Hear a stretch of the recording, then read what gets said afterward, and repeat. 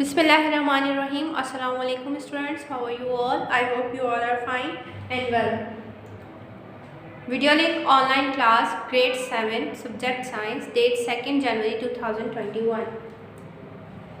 Students take out your workbook and open page number 33. जैसे कि हम चैप्टर नंबर 3 पढ़ रहे थे उसके कुछ टॉपिक हमने कवर कर लिए थे। आज हम स्टार्ट करते हैं वर्कबुक के पेज नंबर 33 पे जो टॉपिक है transport system in plants. Plants के अंदर ट्रांसपोर्ट सिस्टम क्या होता है और कैसे होता है, ठीक है, उसके बारे में पढ़ते हैं। The roots of plant absorb water and minerals from the soil. The substance are then transported to the stem and to the leaves where they are used in many process। जैसे कि आपको पता है कि हम प्लांट्स को water देते हैं तो वो वाटर प्लांट्स के जो रूट्स हैं अपने अंदर उस पानी से उस वाटर को भी और जो मिनरल्स मौजूद होते हैं सॉइल में उनको अपने अंदर एब्जॉर्ब करते हैं और वो सब्सटेंस जाते हैं कहाँ तक, ये वाटर और मिनरल ट्रांसपोर्ट होते हैं रूट से जो प्लांट का स्टेम होता है, तना होता है, उस तक जाते हैं और स्टेम से फिर जो लीव्स होते हैं वहाँ तक ये तमाम के तमाम सब्सटेंस वाटर एंड मिनरल्स जो है वो पहुँचते हैं प्लांट्स के हर पार्ट तक। Water is combined with carbon dioxide to form sugar by photosynthesis and minerals are used in the manufacture of protein and other complex chemicals. These end products are then transported to the other parts of the plant where they may be stored or used in the growth of new tissues। अब जो water हम plant को देते हैं वो combine होता है, जो कार्बन डाइऑक्साइड प्लांट जो है वो नेचुरल एयर से अपने अंदर इनहेल करते हैं उसके साथ कंबाइन होता है, शुगर बनाता है। किस अमल से? फोटोसिंथेसिस के ज़रिए जो प्लांट अपनी ग़िज़ा बनाते हैं तो उसको शुगर फॉर्म में कन्वर्ट करता है वाटर और कार्बन डाइऑक्साइड, ठीक है। और मिनरल जो है वो यूज़ करता है प्रोटीन बनाने के लिए और दूसरे जितने भी कॉम्प्लेक्स एक बड़े केमिकल्स हैं वो बनाने के लिए। और ये जो जितनी भी प्रोडक्ट्स हैं एंड प्रोडक्ट कौन सी है? शुगर बन रही है किसके ज़रिए? वाटर और कार्बन डाइऑक्साइड के अमल के ज़रिए, फोटोसिंथेसिस के ज़रिए शुगर बन रही है और मिनरल्स जो सॉइल से प्लांट ने लिए उससे जो प्रोटीन और दूसरे केमिकल्स बन रहे हैं ये एंड प्रोडक्ट्स हैं। ये फिर ट्रांसपोर्ट होती है प्लांट के दूसरे पार्ट्स तक पहुंचती है, वहाँ जाकर या तो वो स्टोर हो जाती है अगर उस एनर्जी की ज़रूरत नहीं होती, या तो वो स्टोर होती है या फिर इस्तेमाल होती है नए टिश्यूज़ बनाने के लिए प्लांट के अंदर। उसके बाद है vascular system of plants. Plants का वेस्कुलर सिस्टम क्या है? Substance move from one part of the plant to another through a system of narrow tubes known as vascular tissues. देखिए लीव्स के ज़रिए प्लांट्स जो अपने ग़िज़ा बनाते हैं या रूट्स के ज़रिए जो सॉइल से मिनरल्स और वाटर को एब्जॉर्ब करके जो अपनी फूड बनाते हैं तो वो प्लांट के एक पार्ट से दूसरे पार्ट तक किस सिस्टम के ज़रिए पहुंचती है? वो एक छोटी छोटी नैरो ट्यूब्स होती हैं जिनको वेस्कुलर टिश्यूज़ कहा जाता है, जो कि प्लांट्स के अंदर मौजूद होती हैं। उनके ज़रिए प्लांट के एक पार्ट से दूसरे पार्ट तक वो फूड पहुँचती है। उसके बाद there are two types of vascular tissues. Vascular tissues दो तरह के होते हैं, जाइलम एंड फ्लोएम। जाइलम और फ्लोएम के बारे में हम पढ़ते हैं। कुछ डायग्राम है आपके पास, वर्कबुक पेज नंबर 33 हमारे कंटिन्यू है। Xylem is a tissue which is made up of tubes called xylem vessels, ठीक है। जाइलम ये टिश्यू ये प्लांट के इंटरनल पार्ट जो टिश्यूज़ का आपको स्ट्रक्चर दिखाया गया है इंटरनली, ये जाइलम है, ठीक है। ये एक लंबी ट्यूब्स होती है इस तरह से, जाइलम वेसल्स इनको कहा जाता है क्योंकि जिस तरह से हमारे बॉडी के अंदर ब्लड वेसल्स होती हैं इसी तरह से प्लांट के अंदर ये वेसल्स होती हैं जो मटेरियल को ट्रांसपोर्ट करती हैं प्लांट के एक पार्ट से दूसरे पार्ट तक। इन टॉल ट्रीज जाइलम वेसल्स में बी ओवर 30 मीटर्स लॉन्ग। जो लंबे दरख्त होते हैं, बड़े बड़े ट्रीज होते हैं, उनमें जाइलम की लेंथ जो होती है 30 मीटर्स तक भी होती है।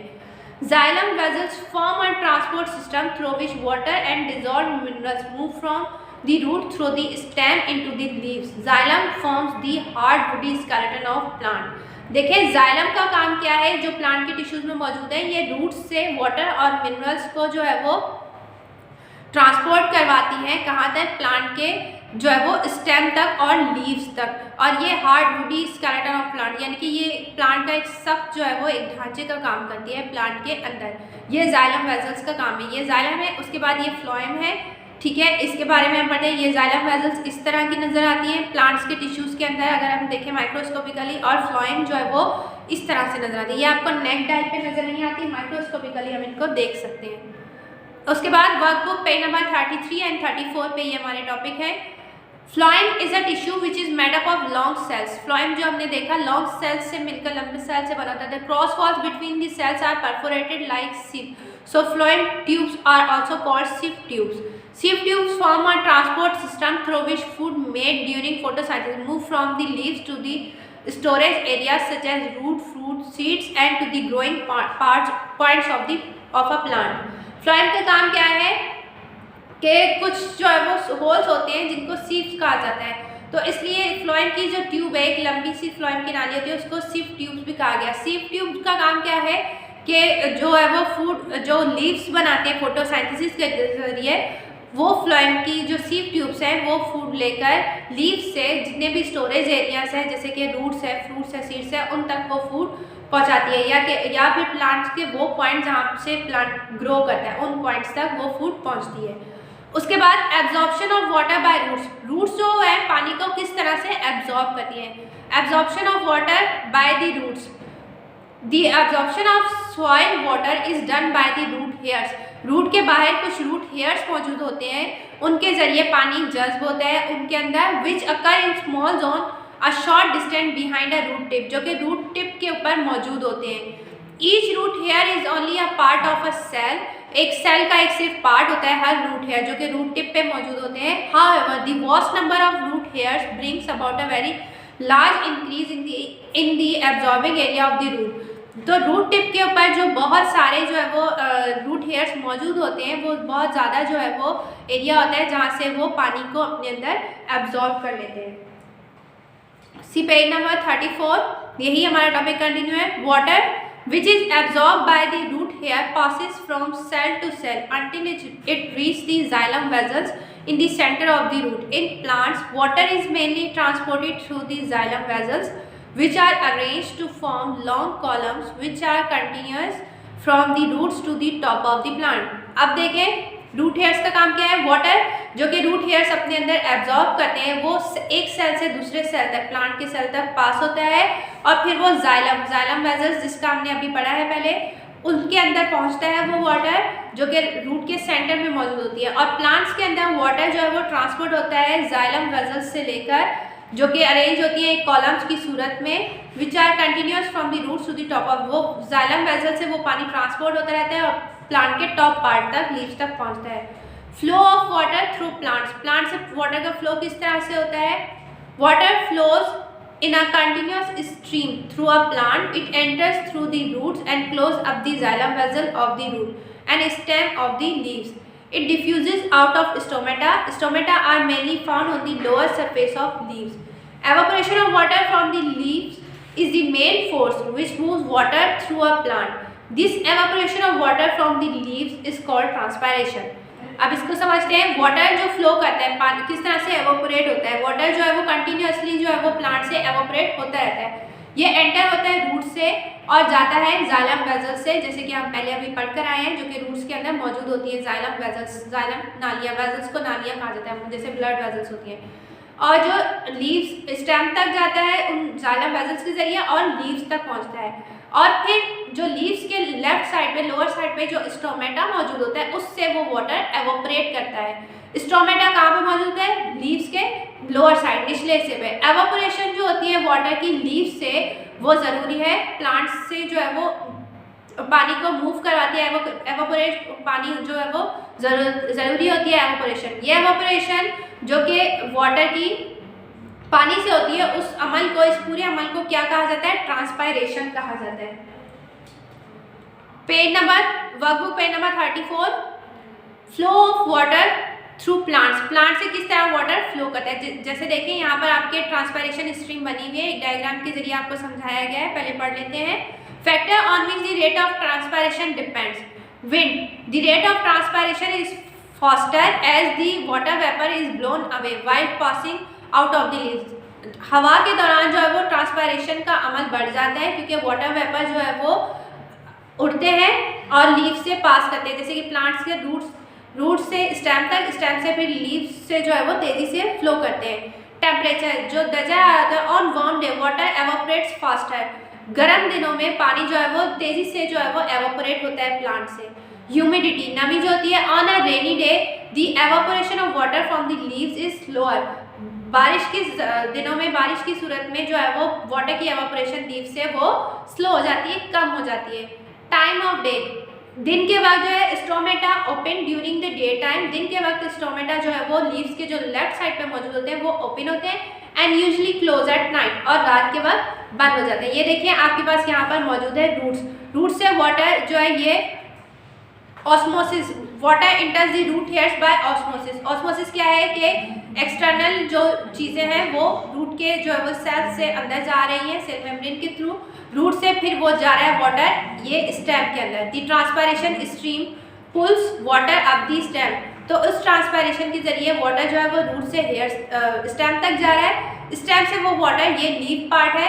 Some water is used for photosynthesis and some evaporate from the leaves, तो यहाँ लीव्स के से जो है वो कुछ वाटर जो है वो फोटोसिंथेसिस के लिए इस्तेमाल किया जाता है। फोटोसिंथेसिस वो अमल जिससे प्लांट अपनी ग़िज़ा बनाते हैं सनलाइट के जरिए, और कुछ पानी जो है वो लीव से एवापोरेट हो जाता है, निकल जाता है बुखारात की सूरत में।